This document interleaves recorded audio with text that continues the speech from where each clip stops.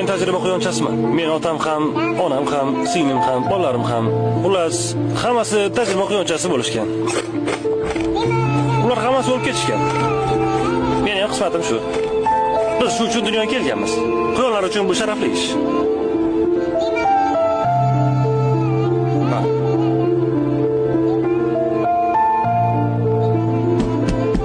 Haya. İşim boshlandi.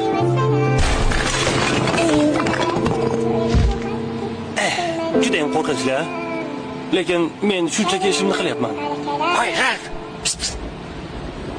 Qayerda bichevchi guruh? Ha, ularmi?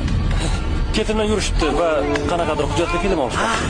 Ularni iltimos qilib bizni qutqarishsin. Qutqarsin, bu yerni olib ketsin. Qutqarsin. Yordam bering, qo'rqyapman. Men ularni eshitdim. Okey. Menga qarang. Bu joyni kesib tashlab bo'ladi-ku.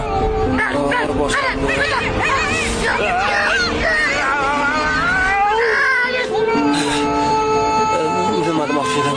Sizlarga murojaatim hayvonlarga yoqqa qarasangiz. To'g'ri turib. Ha, uzr. Men to'g'ri turdimmi? Ha, bo'ladi. Xullas, nima demoqchi edim? Sizlarga murojaatim hayvonlarga tajriba qilib ishlab chiqaradigan kosmetika, ko'zdagi suriladigan shampunlar, quyoshga qarshi kremlar, umuman barchasi vannangizda turgan hamma kremlar, kosmetikalar. Sizlar bo'lmaganingizda men ochig'i ishsiz qolgan bo'lardim. Qayerdadir o'rmonda. Oddiy quyondek.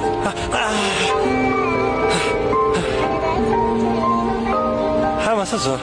Sizning chiroyingiz uchun hayvonlar ozor chekishi yoki qurbon bo'lishini bilarmidingiz?